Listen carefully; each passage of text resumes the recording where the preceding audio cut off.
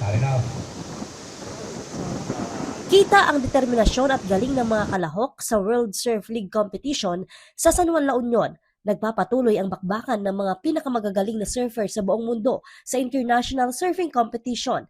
Nasa 170 na international surfers ang kalahok mula sa 25 bansa kasama ang Pilipinas. Hindi ito ang unang beses na mag-host ang probinsya ng La Union at bayan ng San Juan sa nasabing aktibidad na nagbibigay oportunidad din sa ekonomiya, turismo at kabuhayan sa probinsya. Kasabay din ito ang dagsa ng mga manonood, mapalokal man yan o mga dayuhan na suportado ang kanilang mga pambato. I know about the competition, but I know about the WSL, so it's a world competition of surf, and then I come to watch the WSL as well.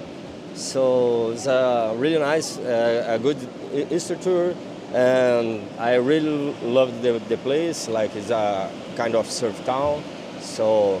Is actually is really 30 exceed my seconds. expectation about the place. Kasabay ng dagsa ng mga bisita ay ang mga nakakalat na pwersa na otoridad para tiyakin ang kaligtasan at seguridad ng bawat isa, maging ang medikal na atensyon ng mga kalahok, delegado at maging mga bisita. Nagkaroon po tayo ng massive deployment ng ating mga personnels, including yung mga force multipliers natin. Sa ating pong mga bisita at saka mga competitors, makakaasa po kayo na ang inyong seguridad dito sa La Union Police Provincial Office under the leadership of our Provincial Director na si Police Colonel Redendor C. Olsano is makakaasa po kayo at ang security po niyo dito sa La Union is very tight and makakaasa po kayo na wala pong mangyayaring masama dito sa inyo.